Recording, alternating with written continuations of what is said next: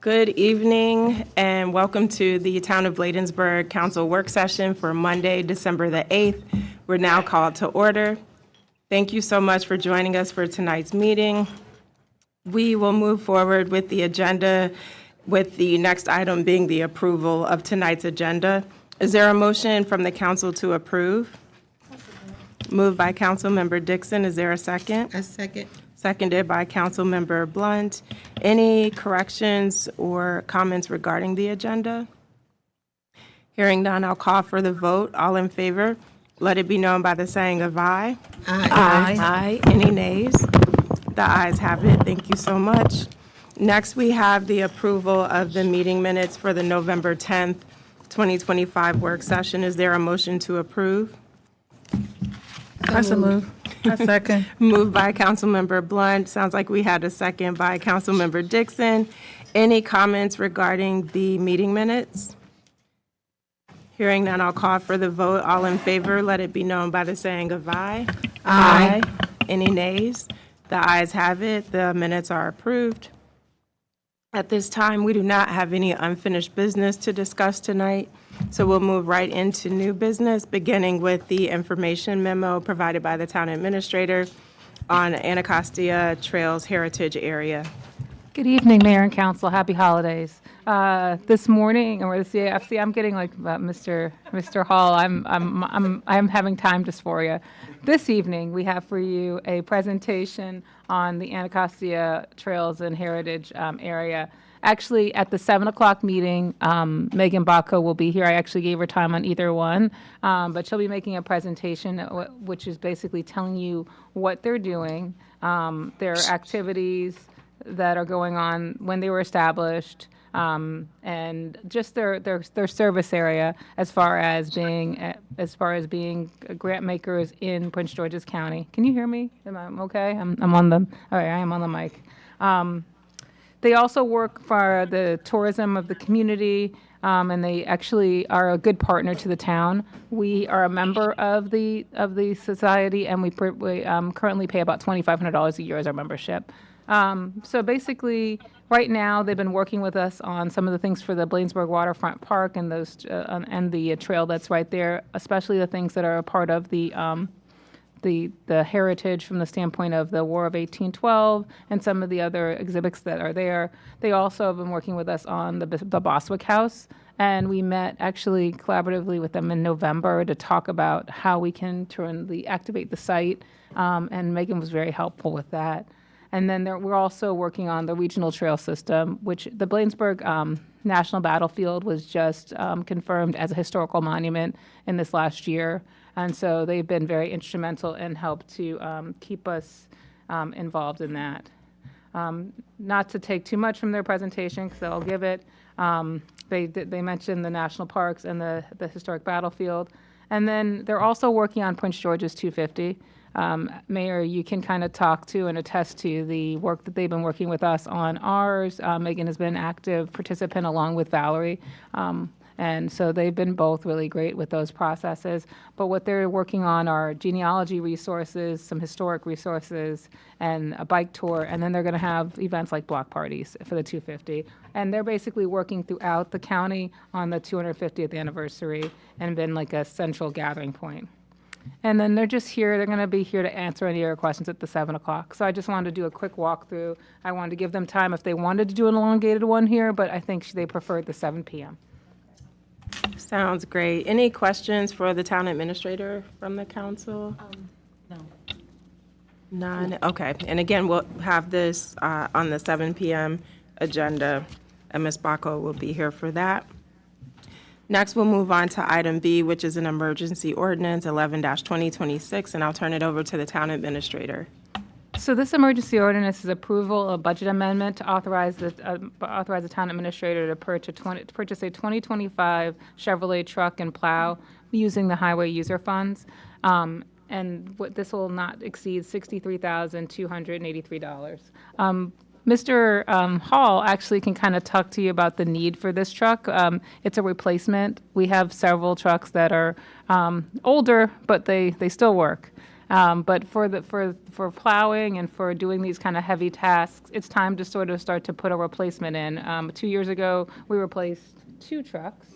And this year, we're doing another one. He's been very patient with me, and I'm going to let Mr. Hall talk now. Mr. Hall? Thank you, Town Administrator. Good evening, Mayor and Council, residents, and audience. Yes, we still, as Miss Michelle said, Ms. Hedgepath said, we have some aging vehicles in our fleet. We still have some 2011 vehicles that, you know, has taken a beating with the plows and salt and everything, and we're really in need of one, as we said, to get rid of the 2011 pickup 3500 that we have. And when I say 3500, we have to get those type of body styles HD to be able to handle the transmission, be able to handle when we plow in snow and all the heavy weight. The plow itself is just, I mean, people really don't know, but it's heavy. You're talking about 1,000 pounds or better, you know.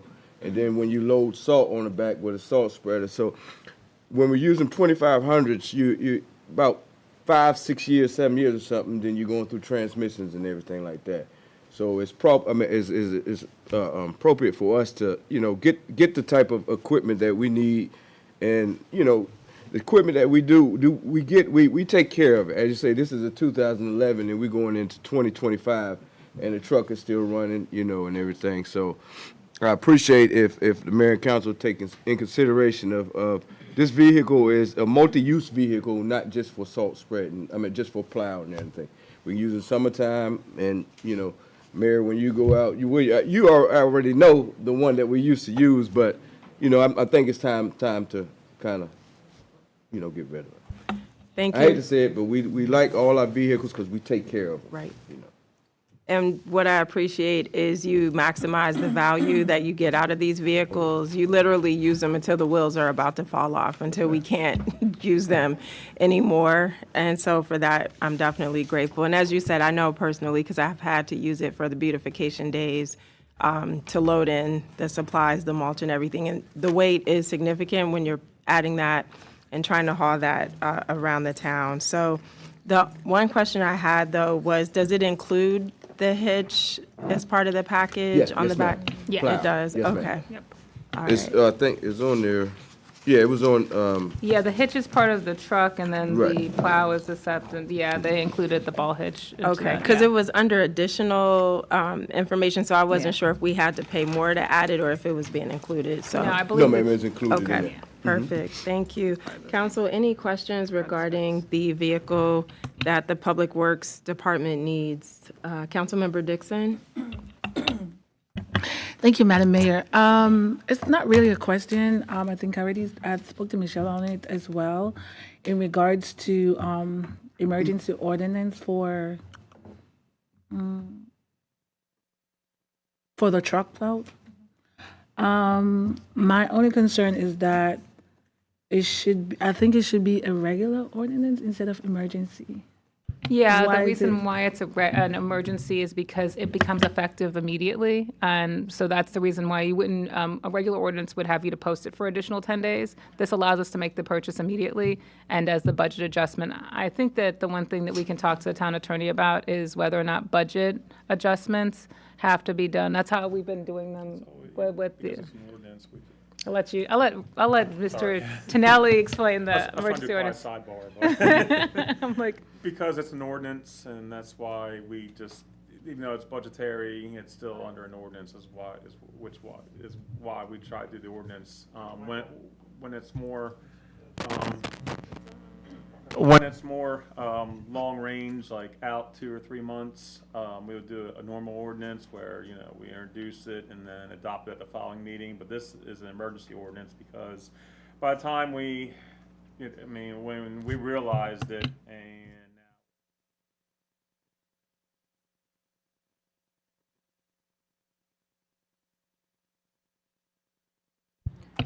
And the only other thing, council, is that what we also will you'll probably see an emergency ordinance from us in the month of January. There is a replacement of a heating unit. Mr. Hall, I'll let Mr. Hall kind of explain it, but I just want, since you have some extra time now, I just want to let you know that you will see an emergency ordinance for that, again, because that will be repaired immediately, but then you'll see an emergency ordinance for that one as well. Mr. Hall, do you want to kind of mention what's happening today? Just so it's, and we don't have to give exact. Sure. Good afternoon, once again, Mayor and Council. We have plenty rooftop units, you know, in our facility, and the one at the annex has kind of took his life. You know, we've patched and replaced. You know, we didn't replace, but we kept repairing the heater exchange. You know, due to what, you know, our AC company was telling us to do. And now he realized that it is just too much gas. The hole has got bigger and bigger and bigger.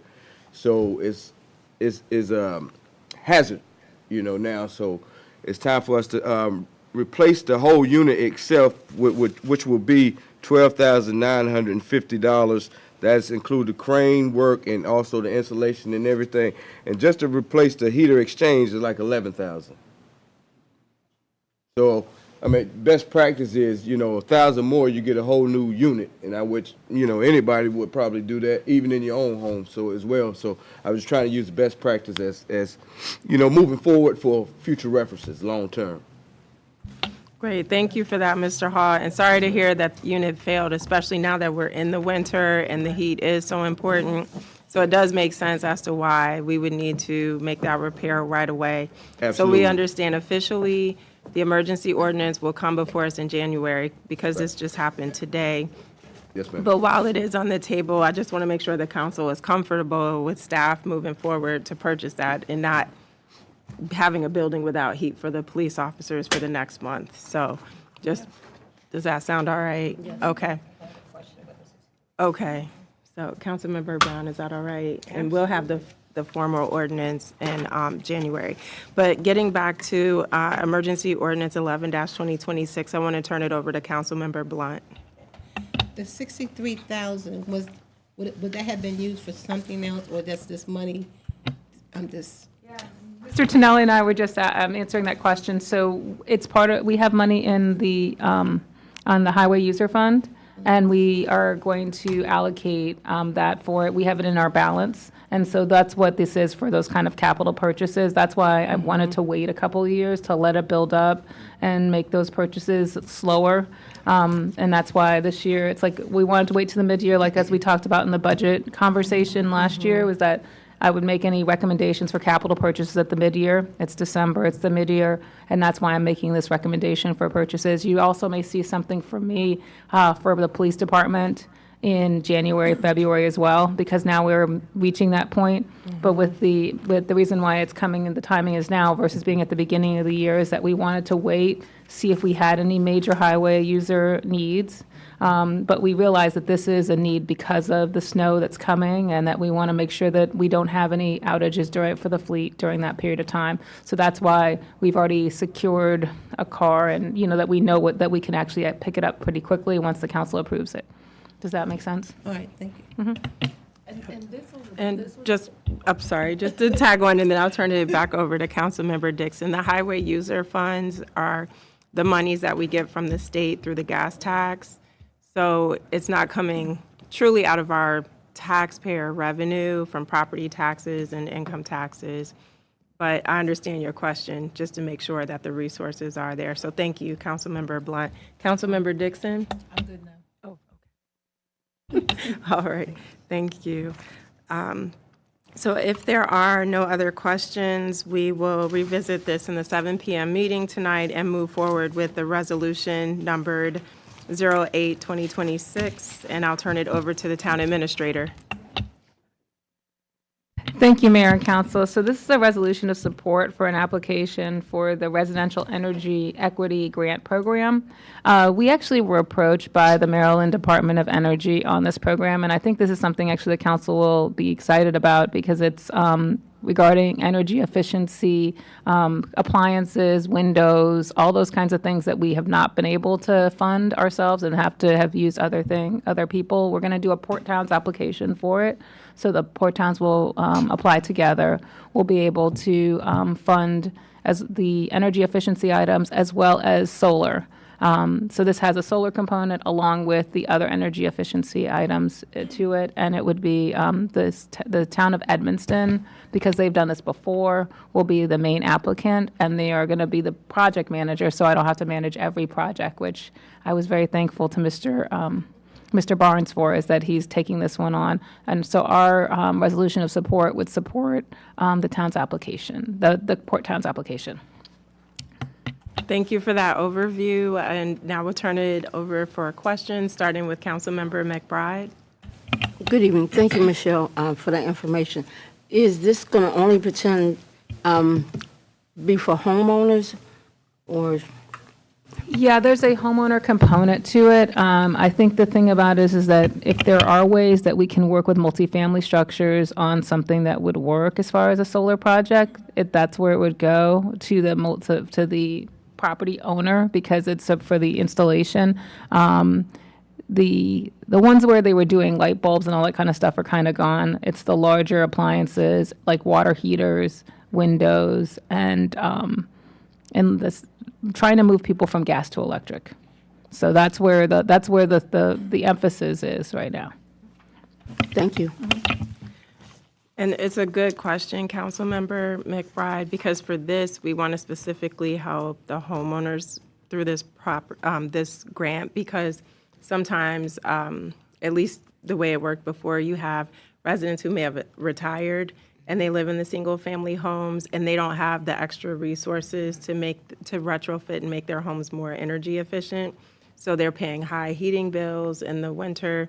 The windows are not sufficient, so even in the summer, the AC bills are high, and that air is just going right out the windows because it's not what it needs to be.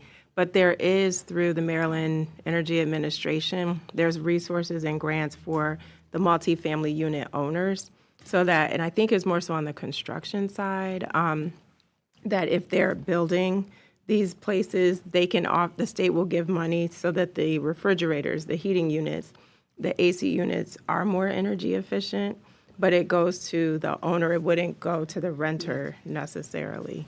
Does that help? Yes. Are there any other questions from the council regarding this resolution? All right. Councilmember Dixon? So this, it's a grant, right? So who controlled the funding? The Maryland Energy Administration, MEA. So they are seeking they're seeking applications for, I believe, I can go back to the amounts, but it's several $1 million that they'll be seeking out. And what we've talked to them about is the joint coalition grant.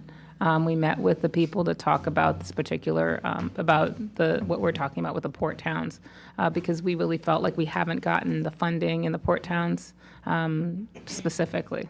But this is for low-income families, right? It's for energy efficiency, so it's not always income-based. They may put some income-based limits to it, like so that if you're exceeding a certain limit, they're looking for a certain baseline for income, but it's not as like 80% of AMI or it is more for people to do these energy efficiency upgrades, especially for the solar, and the solar will not, I think, is not as income driven because of the fact that you might have to have some equity to pay for the solar into your house. But it's not, okay, thanks. So, but it's not like we have to match anything. No. Okay.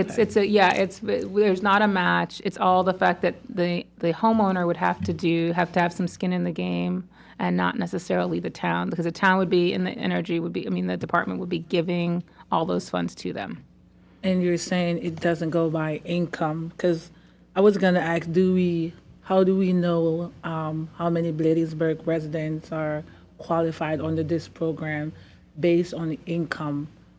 But you said there is no limit to income. We just want to make sure that we're making the resident know exactly. There may be some limitations on income for some of for the windows and windows and those things, because that's what the town of Edmiston is putting together the program to make it the most appealing for the grant. Solar, probably not as much of an income cap. What we also will do is, as part of the coalition, is to say there's certain percentages that go to each town by percentage. So like we usually are pretty good about like saying even like we do 25, 25, 25, or when we did the computers, Bladensburg had 50. Each one of the other port towns had 25 of the things. So that's how the app will kind of go, because since we have a larger population, we would have a larger percentage of the application.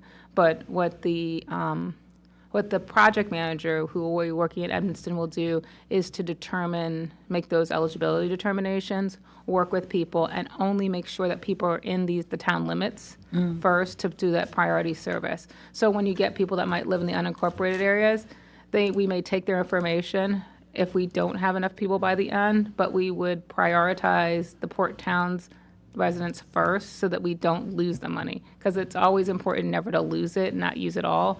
But we will prioritize a certain number of port towns residents, and then we will also make sure that there's certain by town. Thank you.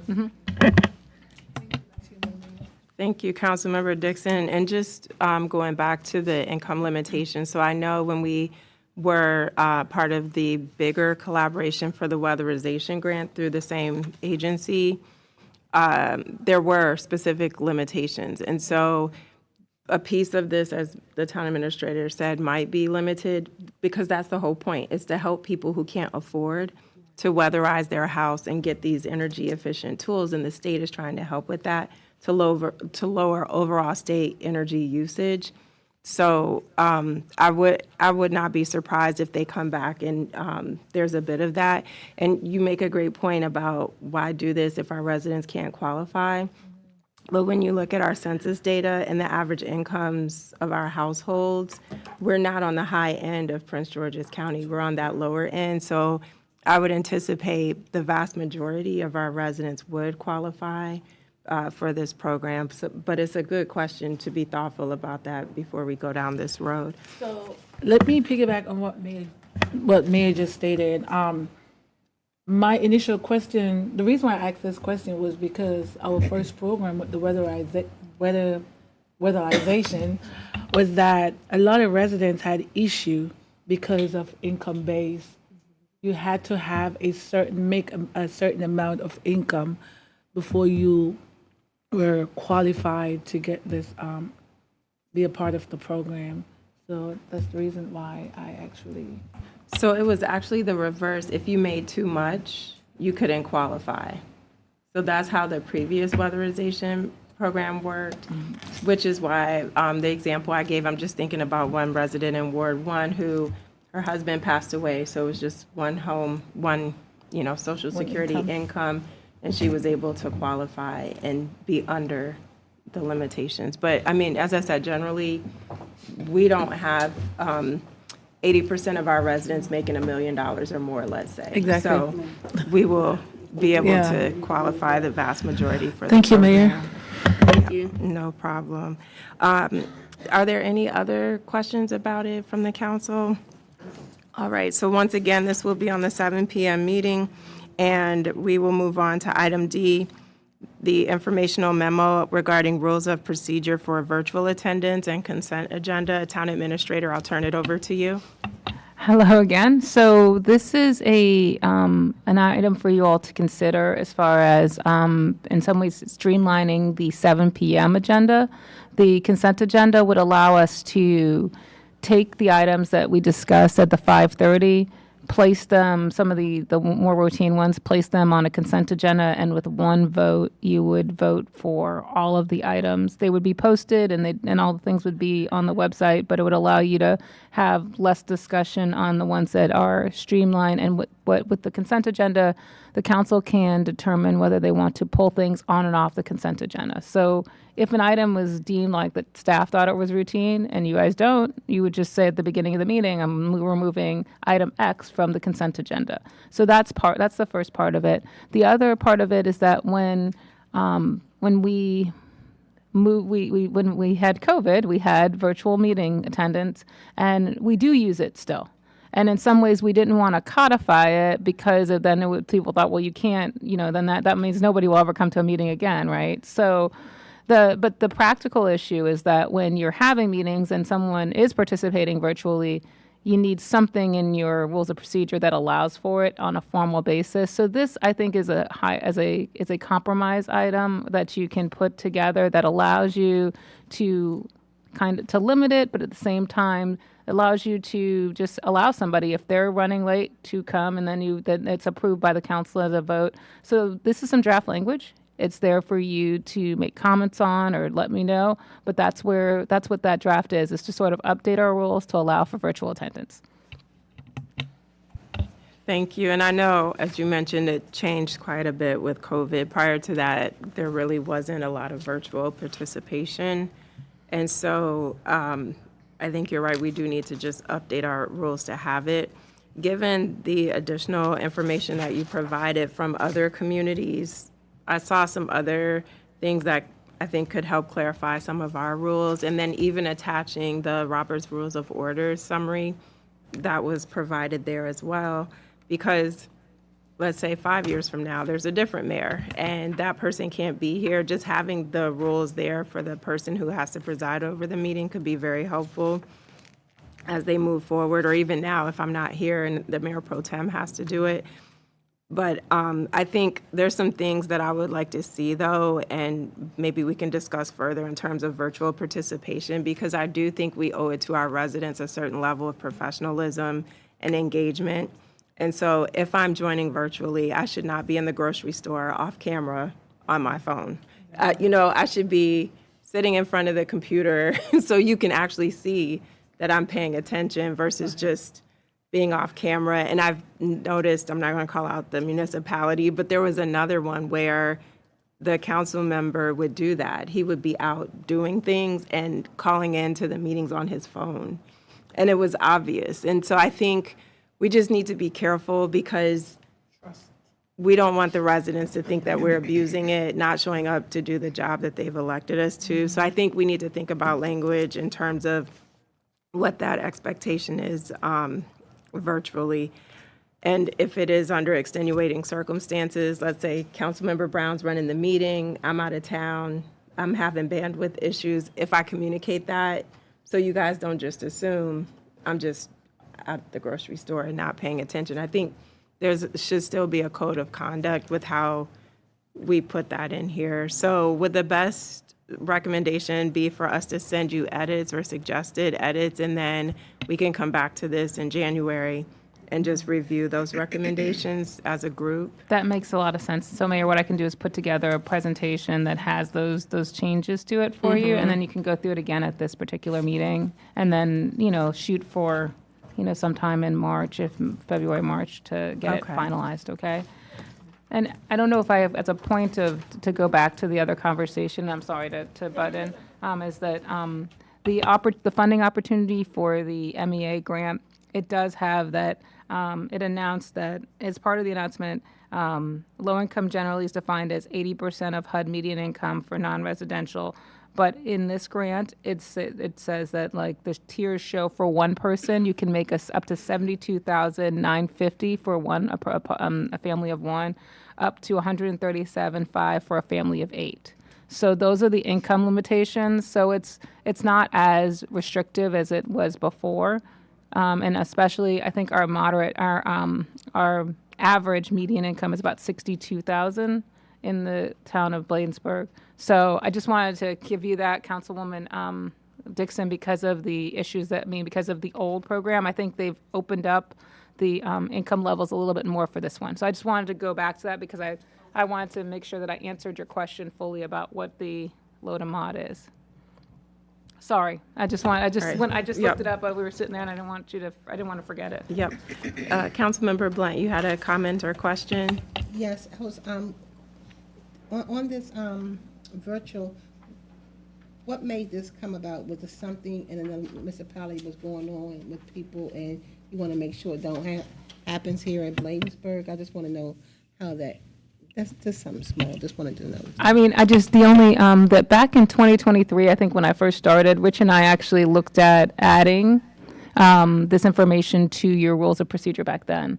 And I think we held off on it because we weren't quite sure about making sure that people could actually come to the meeting and not incentivizing, people to just continue to stay home. So I think we wanted to let it breathe, and then other things happened. But myself and Ms. Watson brought this up again this summer, and that's why we came with this draft to you. So the two of us have been working through this draft and that issue because it's something like we don't really have a virtual attendance policy, and everybody else does. So here's the ones. So it wasn't anything. It's not a rule for a particular, season. It's just more that we wanted to keep up with everyone else. Any other comments or questions from the council? All right, hearing none, we'll proceed on with item E regarding the LEOPS review, and I'll turn it over to the town administrator. So the LEOPS review is completed, the initial review, and I'm actually going to kind of kick this towards Mr. Tonelli, because as much as I'm adept at finance, he is the treasurer, and he's more adept at maybe explaining this, but he looks like he's thinking very hard, so I'm going to do a little bit more filler. The initial, so we've gotten the initial report back, and that report will, can you hear him? Okay.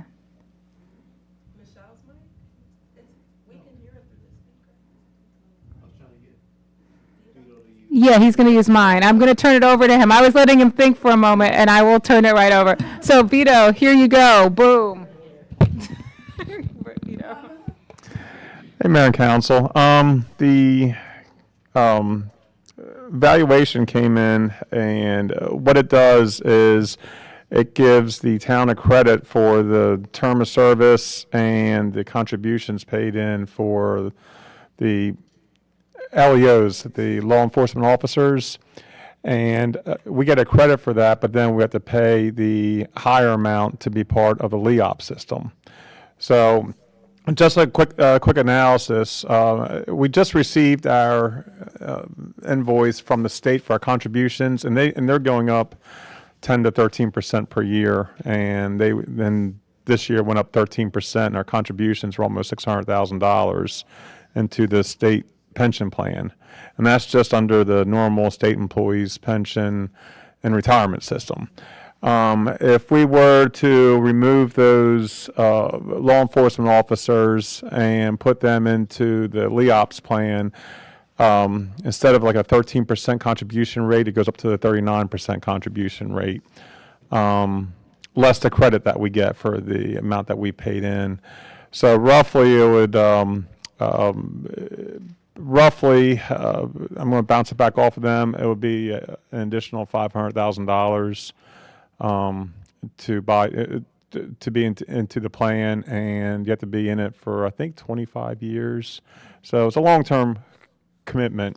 This is just the financial side. I'm not talking about all the positive and the benefits and everything. Of course, it's what I always said is you don't want hate to say it, like a 65-year-old officer coming out responding to a complaint maybe that, it's a young man's job, I hate to say, but, but as far as the financial piece, in some other jurisdictions, I think Anne Arundel County, those that are enrolled in LEOPS can opt out of paying Social Security, the town contributing to Social Security, because you have a qualified pension plan, and that would save the town an additional $180,000 if that's opted out. But that's not I don't know much about that part, unfortunately. They do that in our jurisdictions. So on the high end, it's an additional $500. And to opt out the social security route, which I'd like to get some more clarification, and it would drop it down to an additional $300,000. But I'd like to get some more clarification on that. So these are just some rough numbers, and we wanted you all to know, the 30,000 foot view, I guess, to to see what direction, the town wants to continue to explore and gather more information. Yeah, and I think just to share the mic a little bit, and that what we want to do is bring you back some additional information with these scenarios at the next meeting in January, so that we can provide a more comprehensive, because I think there's some other options that we can explore in regards to a maybe even a 401A plan or something that would provide additional funds to more employees and also support our law enforcement to keep them as well. And then we'll have a fully baked idea of how much the Social Security option would be too, and then we could be able to tell you guys that too, and how that works. So that's why we wanted to put it out here now. This is a transparency issue because the officers have wanted to, they've asked for us to have this information. I think it's been consistent with the other analysis that we did about 2 or 3 years ago. It's just the increases in cost that's now gone up, but it is a consistent rate. And again, they would be 22, this would serve approximately 22 officers. When we submitted, we were told we could not submit for non-LEOs, which are non-sworn officers. So the dispatchers aren't included and other police personnel that is not sworn or not part of this. So I just want to make those caveats because at one time we did think that maybe the dispatchers were included, but they were not when we sent their information in. LEOPS basically rejected anyone who's not a sworn LEO. So I just wanted to make sure that we were clear on all of that and why and who it affects and who it doesn't affect. Thank you both for that information. And then Acting Chief Frischkorn, anything you'd like to add to the conversation? Good evening. Yes, I'd just like to say this is a big hiring and retention issue, that the first thing that officers look at when they apply somewhere is what's the salary, what's the retirement. And I think this is doable if we look at the other options. And like the town administrator said, they'll provide those later. Some options to reduce the cost. But I do think it's needed. I'd hate to lose. And I think some of the recent officers that we lost may have made a different decision had we had LEOPS. Because there's a lot of benefits to LEOPS over the state retirement system that we currently have. And does anyone know, just off the cuff, how many jurisdictions in Prince George's County offer this that are similar in size and similar in budgets? Yeah. And if not, if you need to Vito's come looking it back up, to but I know us. that Chevrolet has LEOPS, and I would say there is probably the closest of the smaller municipalities, and Hyattsville also has LEOPS, but they are larger than us on percentage, but you can, he's pulling it up. Okay, so let me just filter for Prince George's.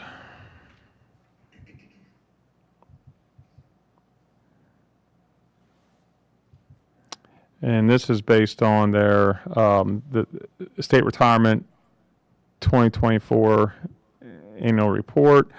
Let me just go down these real quick. Greenbelt, Hyattsville. Let's see if I miss any.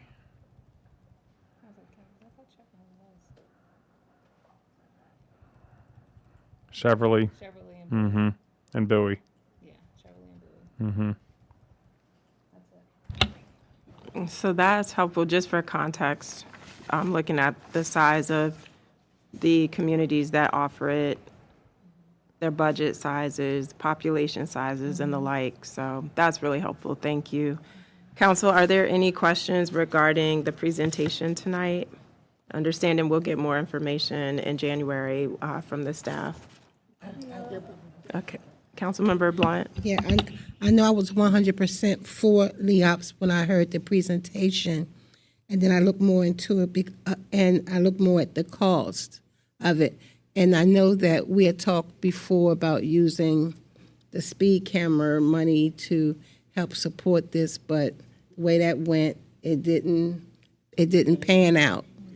So again, I am for, but I know it's very costly, so I guess I'll wait for the numbers once it comes, because it's very, very expensive. Yeah, thank you, Councilmember Blunt. And I do agree, it's absolutely a great retention tool. It's great for attracting new hires as well. But if we're providing retirement for 55 employees and we pull 22 out and we're paying $300,000 and we're still having to cover the balance of the remaining employees, we have to be realistic. We did have high hopes for this speed camera money the first year, and we fell about, $1 million short of that. But yet, the expenses kept coming in. And so there's a lot of things that the police department wants. And so I think we just have to continue the conversation and figure out what the priorities are and if there's any sort of means to cover this. But the reality is it's an expensive retirement plan. It is. It really is. So I look forward to more information so we can make a well-informed decision. So thank you again for taking the time to bring this to us. Did anyone have comments before we move forward? Okay. So the next item that we have is regarding the data center update. Town Administrator, I'll turn it over to you.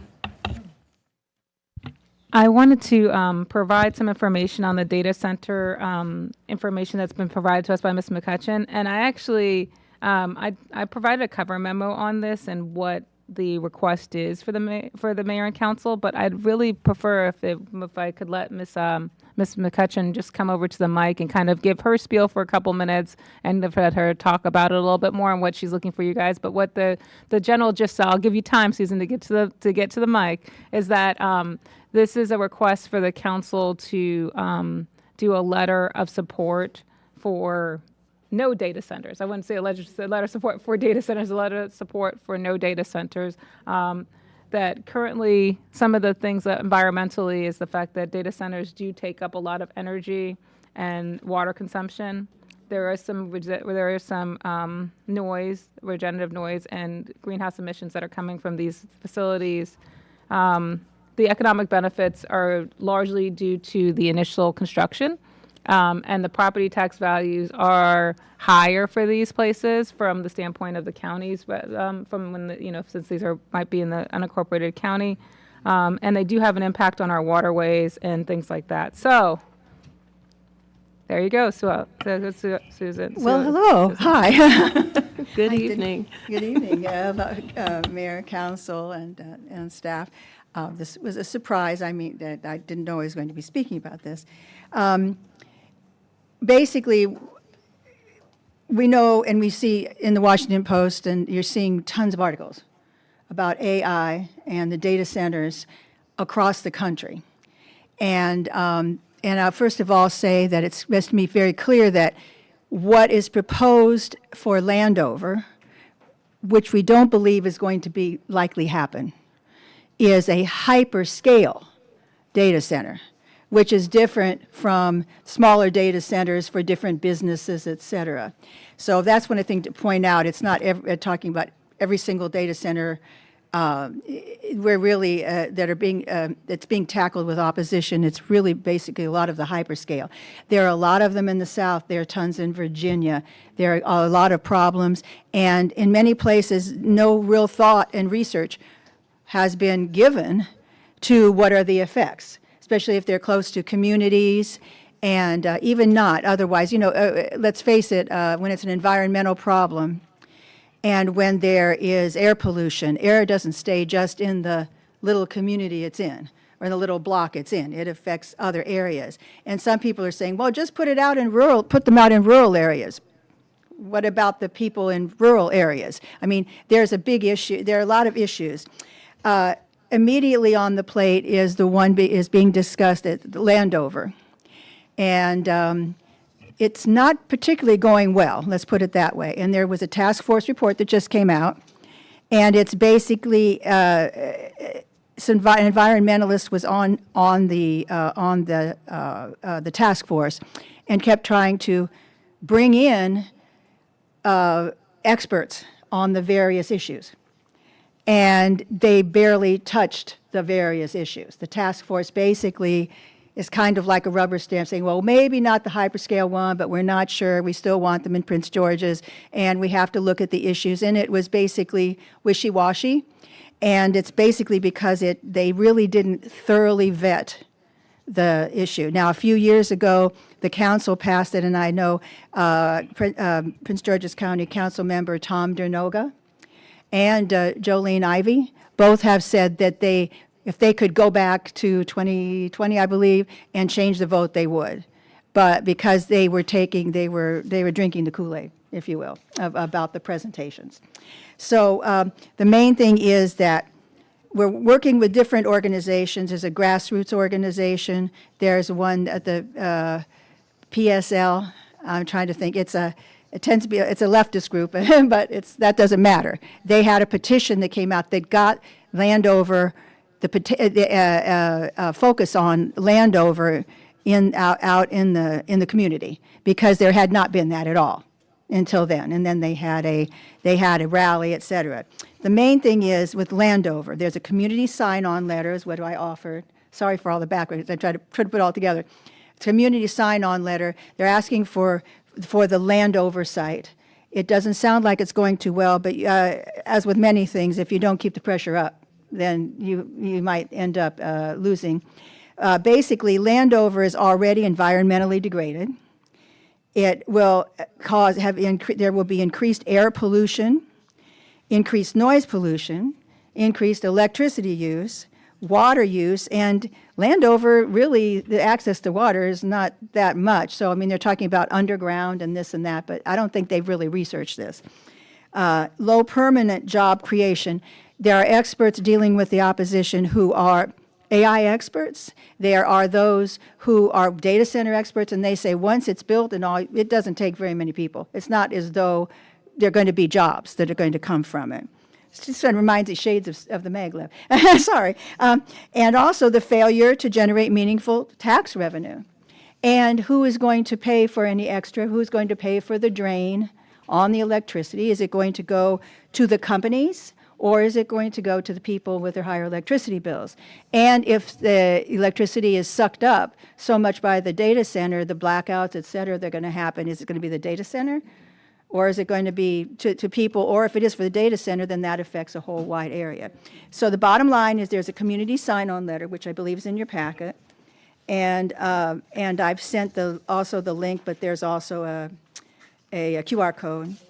And then it's also, there's the instructions, and this is, there's a community, instructions for community leaders. And so there's the information here about what basically we're asking, but the community sign-on letter and having groups do it. I brought this up with Colmar Manor as well. I haven't heard anything back yet.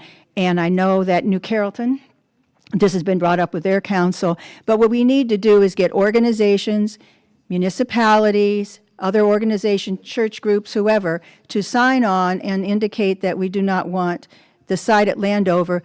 But the meetings, there are meetings that have been held by the PSL at every month, well, first of all, it's every 2 weeks, at the Bladensburg Library. And they've been very productive, learning about the status of things. And the one that was on just this past Saturday, they're saying that they're looking at Landover, but what we want to get across is it's not a single issue. It is it's in Virginia.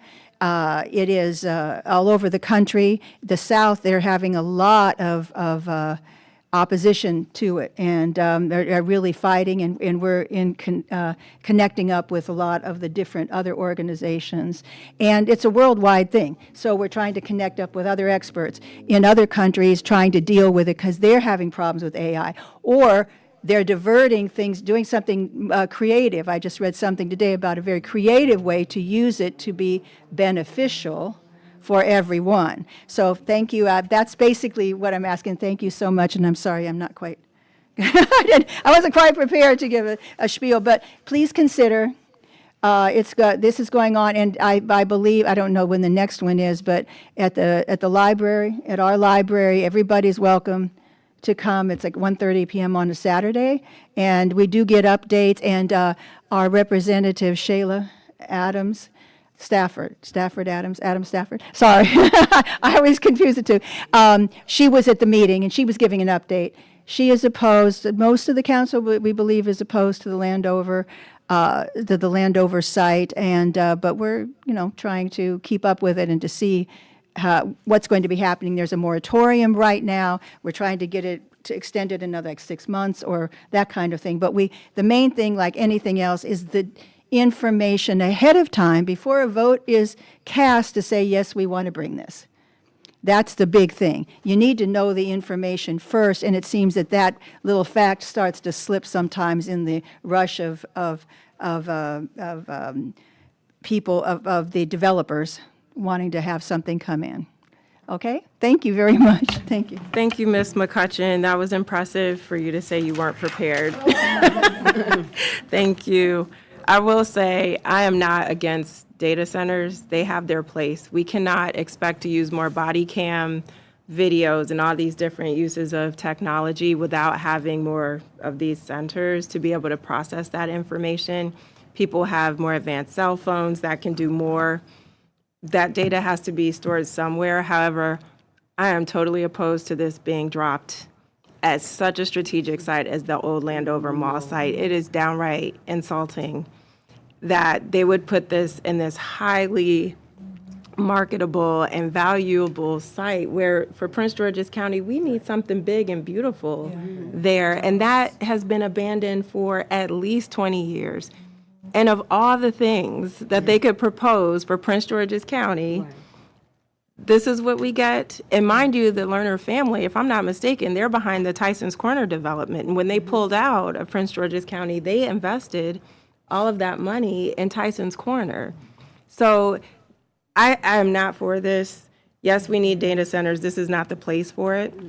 There are some more suitable sites in the county, but I also think the county has to be smart about revenue and offering too many tax breaks if they're trying to bridge this budget gap of whatever it is, $100 million.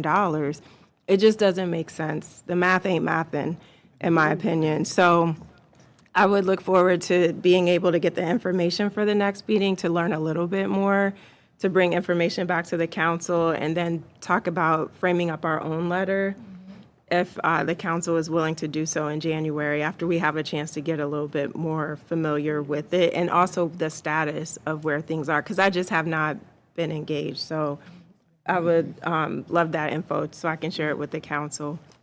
But again, thank you, Ms. McCutcheon.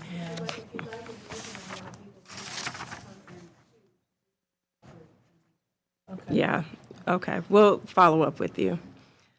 So moving right along, we have another informational memo on the composting update, followed by Gov Pilot, and then Boswick House, and then COG. So Town Administrator, I'm turning it over to you to just run through all of them. Sure, Mayor, Council. So the next one was on the composting update. The town of Edmonston has been running our composting project, which is with Compost Crew. I mean, that's like it's composting and Compost Crew. The town is currently has 27 households that are registered. What I wanted to keep the council informed upon is the fact that we'd like to keep those same 27 people engaged in it. There is a cost for it. We believe that we can cover it. It's $9,000 a year. But I just wanted to keep the council aware of the fact that, one, the composting helps us with our green goals for the Sustainable Maryland and for the other projects. It's also a Port Towns project that we've been doing. And it's actually the Port Towns plus Cheverly. Cheverly is also involved in this.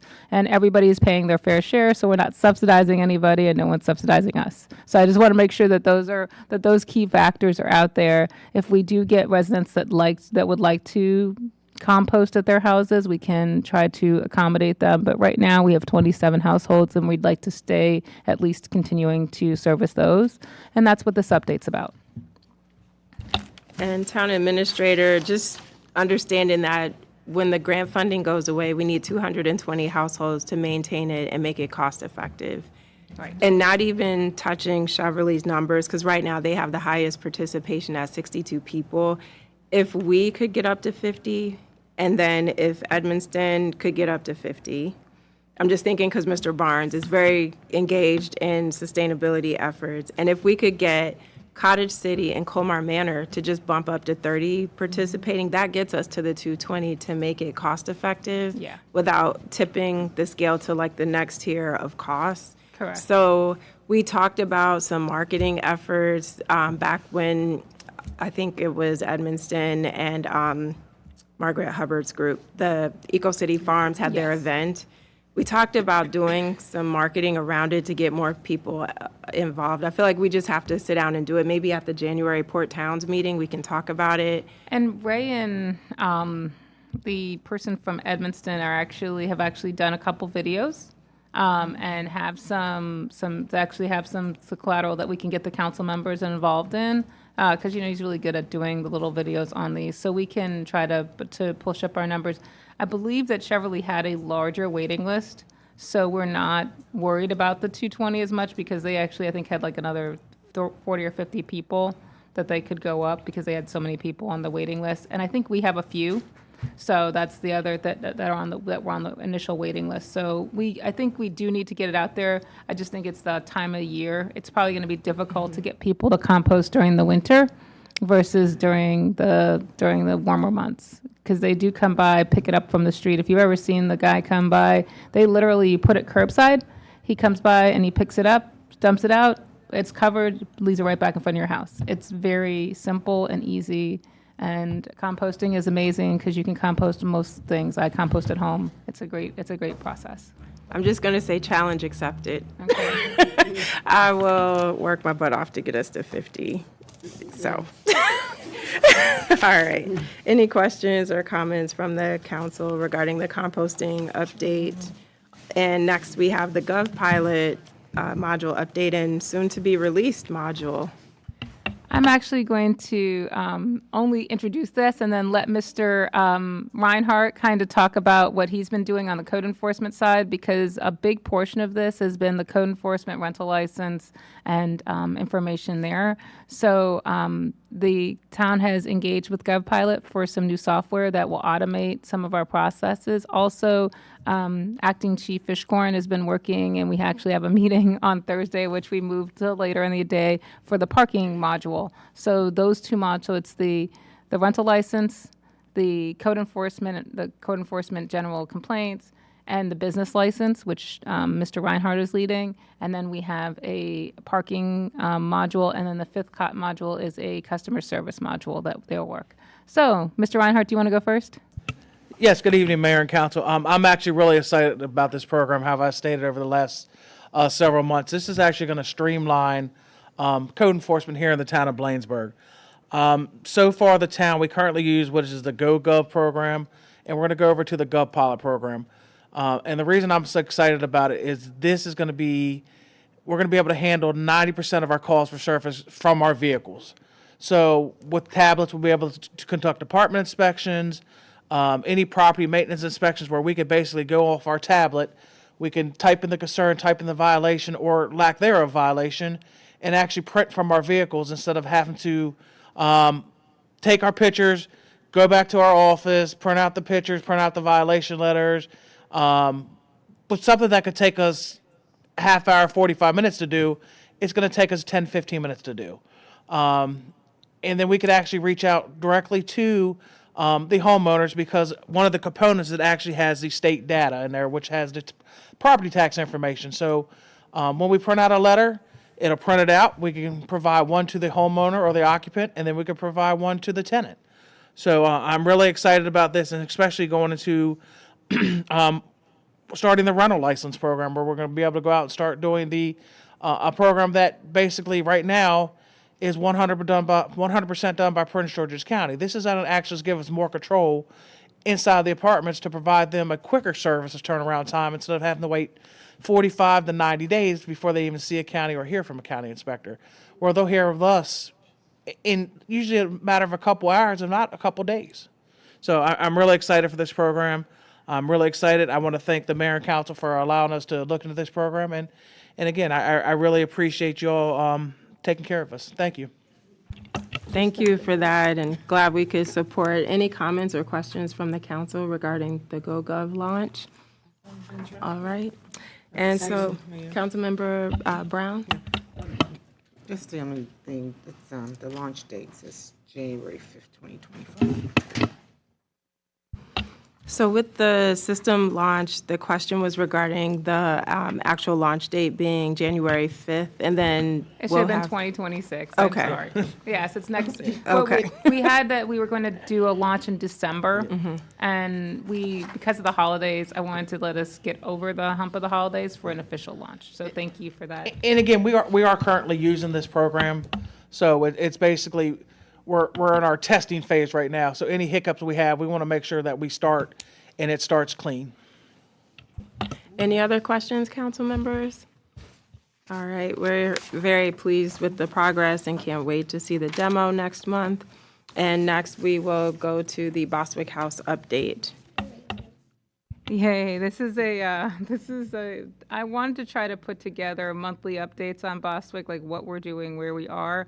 In this update, the big difference is that we finally are starting to get some of the visual images of the activation. So when if you look at your slide deck, which I'm not going to show it, but I can show it if you want to, on slide 3, there is a visual of a wine garden. I know it's a pencil drawing and he's getting it together, but I have an old school architect that still does, he actually does artwork. So I'm going to share it on the screen. Hold on one second. That way everyone can see it. Share. More. Yeah.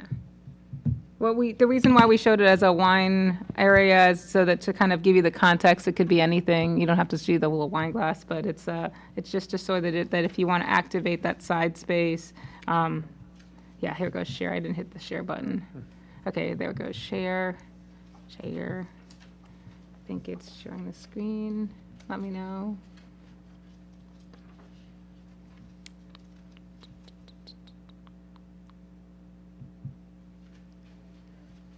It's not sharing? I'm trying, hold on. I share it. How about that? There we go. Is that sharing now?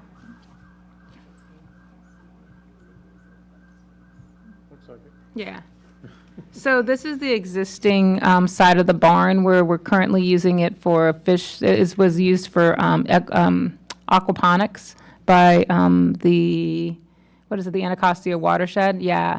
And so what we are doing now is to kind of move this into a space that people can gather and we can have outside. And Megan's on, yay. So we sort of talked about the activation of Bostwick with Megan in last month, and this is the rendering that shows the fact that we would just start having events. And actually that back area, of course you can use the front lawn for things, but this also lets you have private functions, have food trucks come in and have some opportunities to sort of have a place where people can sit and gather. So that's the initial concept, which would then allow us to do some small repairs that are not huge, but allows us to have the tables that are removable and things like that, which is a great way to just start the activation. Thank you for that update, and it helps tremendously as we try to secure more funding for it. So it really is an important component. So I appreciate the update. Any questions or comments from the council? Hearing none, we'll go to the last update under informational memos, which is the COG update, Town Administrator. So this month, COG has been meeting on a lot of the funding changes from the federal government, and what I did is provide a short overview of that. What they asked us by the 11th was to make some decisions on programs that we're using. I'll be working with the acting chief on that because we need to be able to let them know if we're going to use Everbridge. I know that we use the LPR readers and things like that, but there's a set of things that are we willing to pay for, because of the fact that these are no longer going to be funded by Homeland Security dollars. Currently, for a town our size, the Everbridge, which is a notification system, would probably cost us around $2,500 a year. The CAO group I get alerts from Everbridge. It kind of gives me anything that's kind of happening in the country. I mean, like all around Prince George's and all around this area in general. It's helpful because in some ways you'll know what's going on if people are, you have a text message that tells you this event has happened, or there was a school that was closed. It sends it to us in a way, and you can sign up for those kinds of updates that are not. But we can also give out those updates, those kinds of things, as far as if we have an incident and we want to report it. We've been kind of working with different vendors. We used to have, what was it? What's the vendor that Vito that we used to have that did the 911, not the 911, the information blast. Anyways, we had it and it didn't work very well, and we kindly didn't use it as much. So that's one of the things I would just suggest that we'll probably look at. But otherwise, I continue to go. We continue to participate in COG, and I just want to make sure we put these on the record. And I saw that Megan is here, and I didn't know, Megan, if you want to say anything, can I give her a personal privilege after that? Before we do that, just sticking with COG, so this is a time of year where they usually request our committee assignments for the coming year. I haven't seen anything yet, so, and we usually have to vote on that and then fill out the paper and get it to them, and it's always a rush, a quick turnaround when they send it. So if we adjourn soon, can we just pull that list? So for the 7 o'clock meeting, we can see where everyone is on committee assignments. If we need to make adjustments, just do that, because otherwise we'll miss the December deadline since we don't convene again until January. Yeah, I thought about that, Mayor, and it's weird. They have not asked for it, and I think it's because they've been so preoccupied with the Homeland Security funding. And the other part is that we have optional payment on some of these committees, and that's a long-term issue of whether or not you want to, because we're not paying for some committees, we're paying for the base membership. So I think they're sort of trying to get us to do that. So I'll give you that list again. I can pull up the item, and then the council can kind of let us know. But some of the committees have changed that we previously had, and I think they're kind of narrowing down some of the committees, because I think, Vito, you were on the MOVE committee, and it, Region Forward, and they Yeah. haven't met since last and October. they haven't met for a year. So some of these committees are gone, and I think they're doing some scaling, and that's why we haven't received anything. So, but what we can just do is reassess. I'll have it ready. All right, sounds great. Thank you. So we're at 6:39. Did you want to go back to our presenter? Yeah, I just said, Megan, did you want to kind of talk a little bit now, or did you want to come to our 7 o'clock as well? So I just wrapped the appointment that I needed to be at earlier, can so I hardly thought hear I you. would Hold on one jump second, Rick. on. Rick, can you? All right, now try again, Megan. Okay, hello, can you hear me? Not well. Hold on. Let's see if we can. Oh, yeah, turn the volume up on the TV. Hold on, we'll do it. Hold on.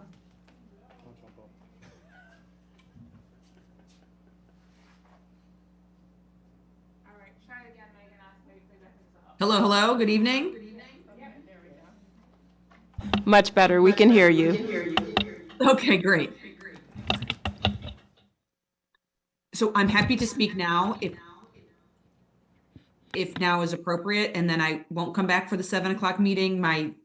The other thing I need to take care of this evening, I was able to jump on now. So whatever is best for you all. If since we have you, do you want to go ahead? We just wouldn't be able to do a full 15 minutes. That's okay, and there's quite an echo, so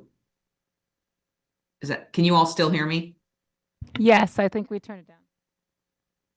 Okay, great. Yes, and if I can share my screen, it will not be 15 minutes. I can do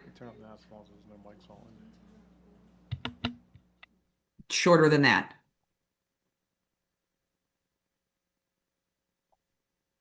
Go ahead.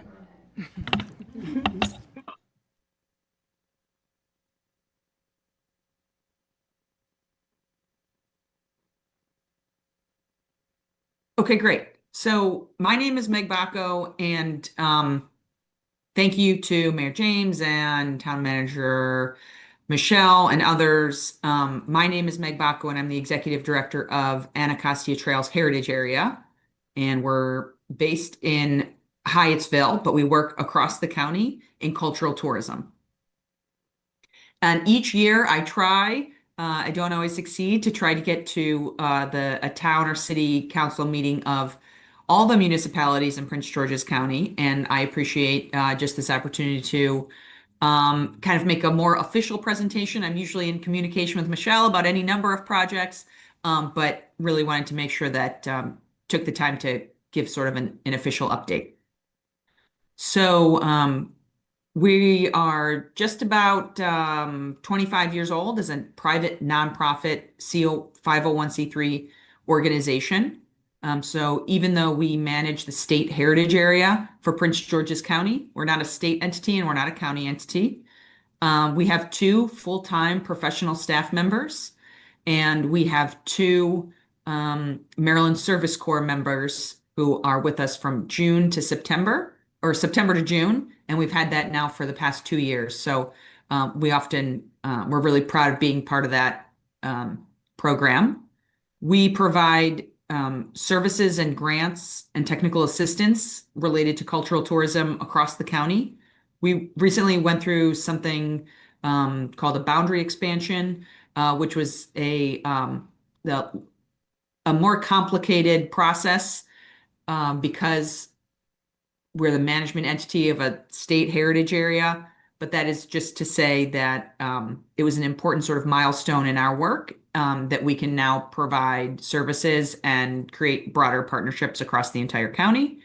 As I've said, we have our own grants that we offer. We're also a liaison to state grants. And then like most nonprofits and small towns also, we know what it's like to be the grantee and all the paperwork and everything that goes into that. So just wanted to make sure you all knew we were sort of see both sides of it. And of course, we're partnership powered. So like I said, we have 2 full-time staff.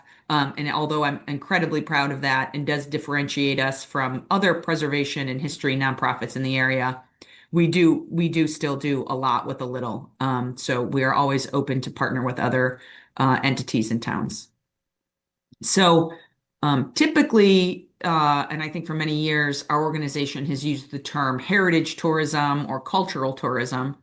And I've been doing some research into something that's being called community tourism. And I think it almost fits what we do, especially in Bladensburg, a little bit more accurately, because you're not really expecting somebody to go to maybe one sort of primary attraction. You're really inviting people into your town and into sort of the spaces where you're also going to interact with a lot of residents. So you're really opening your community up to visitors, sort of through either through the parks or through Bostwick or through the library. And so I've really been thinking about this term and how powerful it is that we have an organization that works locally to invite people into these towns, and that the relationship that we have is really focused on making sure that the experience is great for the visitor, even if they're just from the county next door, the town next door, but also that all the work that we do is benefiting locally. So that's just something I've been thinking about, and it seems to be a movement in that direction to make sure that tourism isn't just serving the visitor, but you're using any of the funds that you may be able to leverage or investments you're making that also benefit residents. And I think there's some fantastic examples of that in Bladensburg. So some of the things we've recently worked on is that we completed a study in partnership with PG Parks related to the interpretation at Bladensburg Waterfront Park. We had great community feedback for that. We recently, the Bladensburg Battlefield, which is partially in Bladensburg and also in, I think, Colmar Manor in Washington, D.C., was listed on the National Register.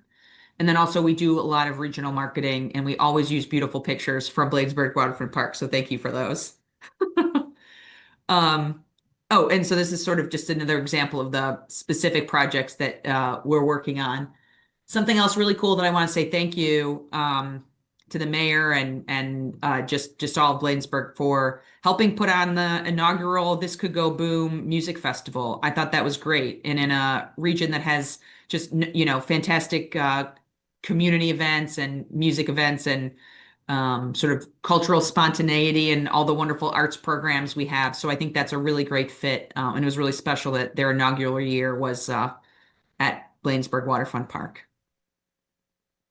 Something we're working on right now is the upcoming semi-quincentennial. So the 250th anniversary of the United States is coming up. Mayor James serves, I believe, on the commission or the commission related to the 250th. And I've had a couple meetings where Bladensburg 250 is also working. So the Heritage area has been convening a group of volunteers, historians, librarians, genealogy folks, and we've been planning now monthly for over a year to try and create something countywide. And so we're going to be doing a genealogical workshop. We are doing our own historic research. We're going to be offering bike tours, and hopefully maybe we can partner on some boat tours.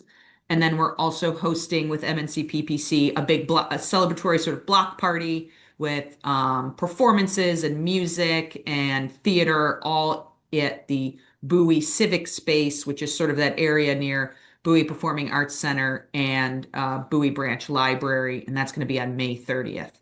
And that's sort of our goal, is to bring everybody into the county for that that event as sort of our sort of keynote event for 250. But if you go to www.pgc250.org, you'll see some of our other events and a lot of the other partners that we are working with.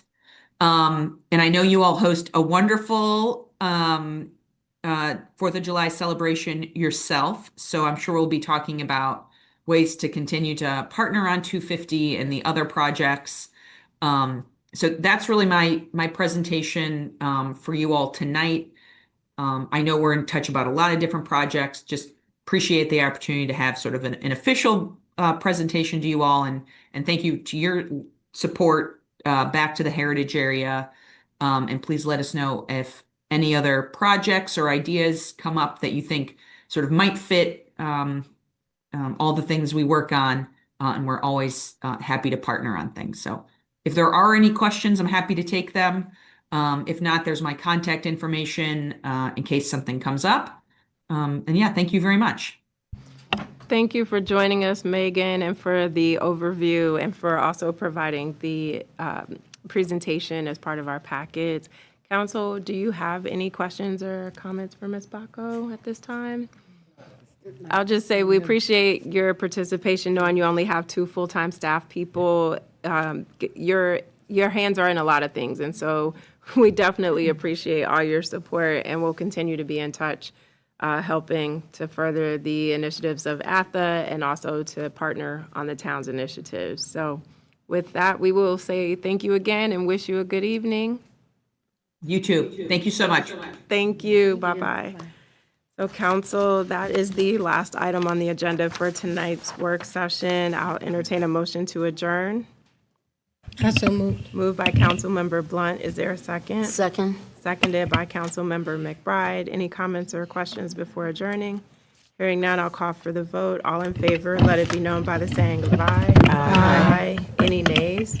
The ayes have it. We're adjourned. Thank you.